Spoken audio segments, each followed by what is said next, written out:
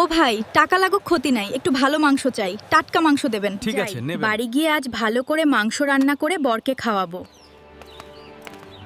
মাংস ভালো করে ধুয়ে মশলাগুলো রেডি করে নিলাম।